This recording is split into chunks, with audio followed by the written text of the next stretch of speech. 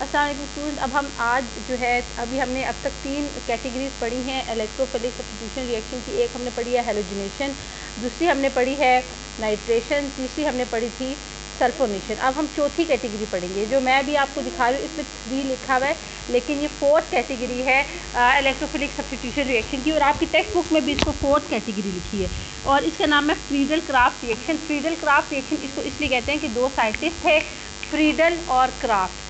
इन दोनों ने मिलकर ये एक बेंजीन के इलेक्ट्रोफिलिक सब्स्टिट्यूशन रिएक्शन की एक कैटेगरी उन्होंने इंट्रोड्यूस कराई थी। तो उनके नाम पे इनको फ्रीडल क्राफ्ट रिएक्शन कहते हैं। ठीक है, ये बात समझ आए इसको फ्रीडल क्राफ्ट क्यों कहते हैं। अच्छा, यहाँ पे एक गलती, यहाँ पे 3 लिखा हुआ है, लेकिन यहाँ पे actually this is the 4th type of electrophilic substitution reaction of benzene. और फ्रीडल क्राफ्ट इसको इसलिए कहते हैं कि 2 साइंटिस्ट है, फ्रीडल और क्राफ्ट, उन्होंने 4th category electrophilic substitution reaction of benzene की इंट्रोड्यूस कराई थी और उनके नाम पे इनको फ्रीडल क्राफ्ट रिएक्शन कहते हैं। फ्रीडल क्राफ्ट रिएक्शन की 2 काइंड्स हैं, फ्रीडल क्राफ्ट एल्काइलेशन और फ्रीडल क्राफ्ट एसाइलेशन।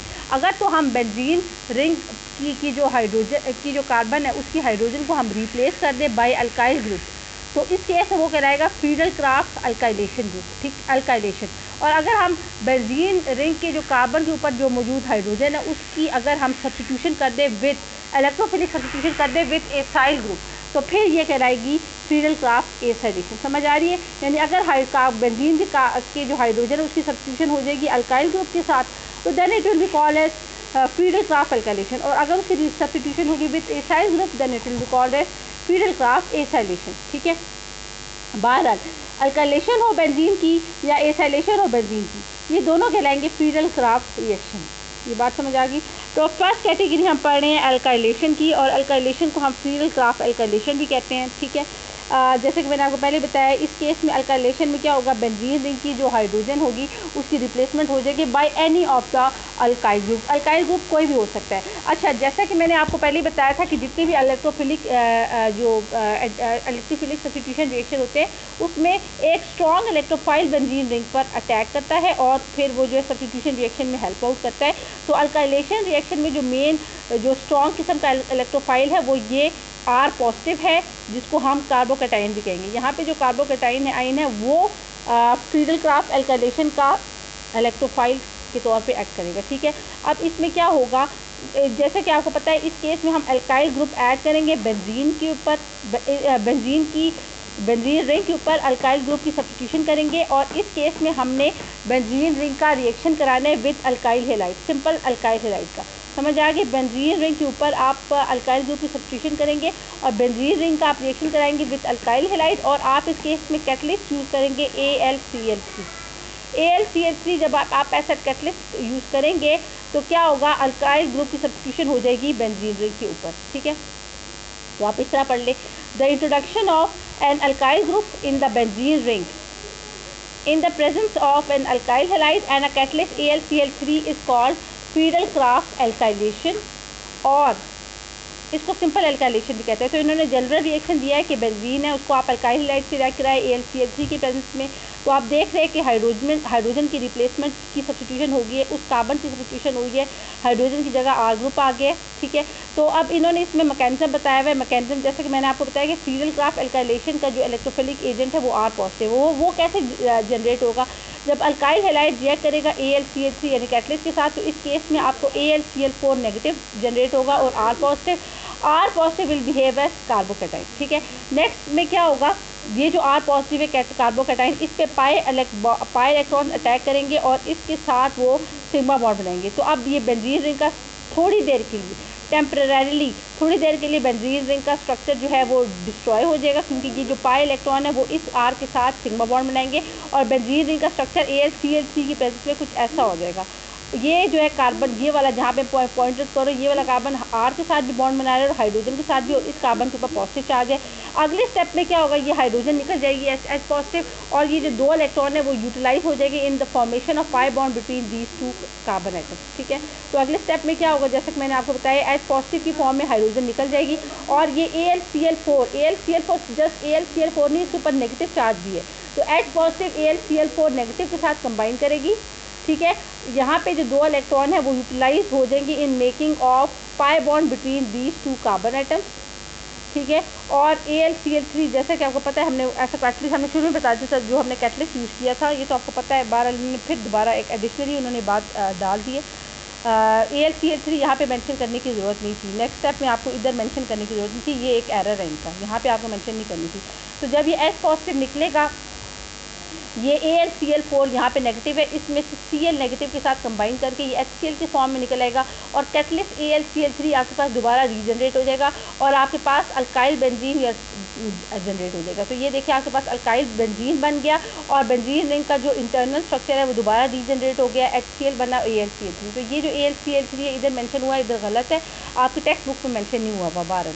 तो उन्होंने एक कोई भी एग्जांपल से उन्होंने बताया कि ये बेंजीन है और इसका हमने रिएक्शन कराया मिथाइल क्लोराइड के साथ AlCl3 की प्रेजेंस में, तो वही वाला रिएक्शन हुआ कि हाइड्रोजन को रिप्लेस कर दिया CH3 के साथ और आपके पास ये टॉलिन बन गई और HCl, ठीक है। अब आपको जो दूसरा आपको कैटेगरी ऑफ रिएक्शन बता रहे हैं ये है एसाइलेशन। अच्छा, अगर आप बेंजीन रिंग के का जो कार्बन है, बेंजीन रिंग का कार्बन है, उसमें हाइड्रोजन की जगह अगर आपके पास एसाइल ग्रुप क्या है, ये RCOO ग्रुप, बेंजीन रिंग का जो कार्बन है उसमें अगर हाइड्रोजन की जगह एसाइल ग्रुप आ जाए यानी RC+O ग्रुप आ जाए, तो फिर जो रिएक्शन होगा वो कराएगा फ्रीडल-क्राफ्ट एसाइलेशन। और जैसा कि मैंने आपको बताया कि हर जितने भी इलेक्ट्रोफिलिक सब्स्टिट्यूशन रिएक्शन है इसमें एक इलेक्ट्रोफाइल जनरेट होता है। तो इस फ्रीडल-क्राफ्ट एसाइलेशन में जो एसाइल ग्रुप फ्रीडल-क्राफ्ट एसाइलेशन में जो मेन इलेक्ट्रोफाइल जो होगा यूज़ होगा वो होगा ये वाला RC+O पॉजिटिव, RC+O पॉजिटिव। तो ये इस पूरे केस में मेन इलेक्ट्रोफिलिक रिएजेंट है, ठीक है। और अच्छा, इसमें क्या होगा, एसाइलेशन करने के लिए आपने बेंजीन का रिएक्शन कराएंगे। बेंजीन में उसमें क्या होता है, एसाइलेशन है, बेंजीन रिंग में हाइड्रोजन की कार्बन में हाइड्रोजन की जगह एसाइल ग्रुप आता है। इस केस में आपने बेंजीन का रिएक्शन कराएंगे एसाइल हैलाइड के साथ और कैटलिस्ट आपने AlCl3 ही यूज़ करना है। तो ये वाला रिएक्शन कराएगा फ्रीडल-क्राफ्ट एसाइलेशन या इसको सिंपल एसाइलेशन भी कह सकते हैं।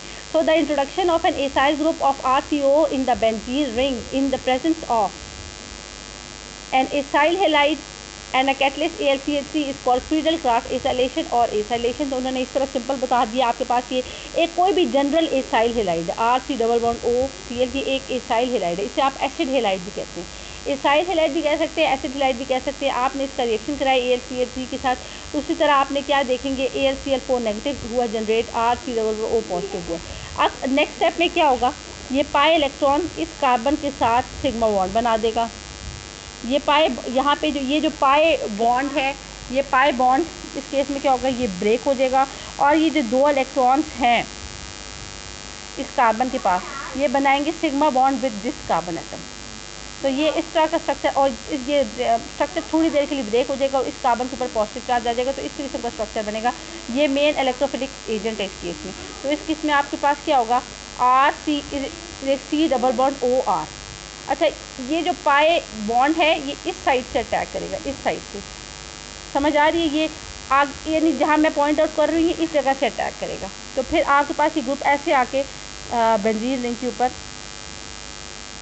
लगेगा, ये ऐसे C+ORH और इसके ऊपर पॉजिटिव चार्ज आ जाएगा। अगले स्टेप में वही होगा कि जो हाइड्रोजन है वो निकलेगी H पॉजिटिव और यहाँ पे AlCl4 ऊपर नेगेटिव चार्ज है, ये मेंशन नहीं हुआ हुआ यहाँ पे, तो इसके साथ कंबाइन करेगी और HCl के फॉर्म में निकल जाएगी। AlCl3 दोबारा रीजनरेट हो जाएगा क्योंकि AlCl3 तो एक कैटलिस्ट है ना।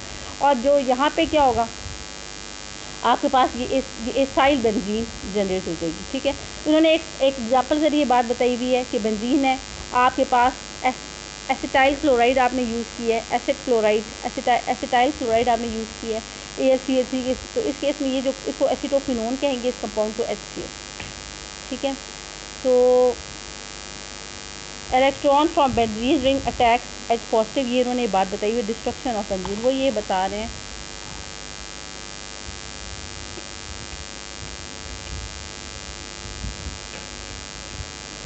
और उन्होंने यही बताया कि कैसे बेंजीन रिंग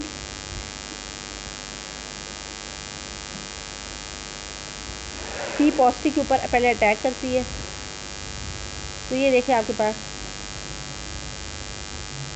ये इन्होंने 3 स्टेप प्रोसीजर बताया। ये देखिए, electron from benzene ring attack H positive, दूसरे में क्या हो रहा है, destruction of a benzene ring हो रही है, और तीसरे केस में क्या हो रहा है, new carbon to carbon bond form exothermic. तो ये फ्रीडल क्राफ्ट रिएक्शन है, सोर्स इन्होंने इस तरह बता दिए। ये देखिए आपके पास ये फ्रीडल क्राफ्ट कौन सा रिएक्शन है, ये आप 1 2 3 इसमें 1 2 3 मेंशन हुआ है बुक के अंदर।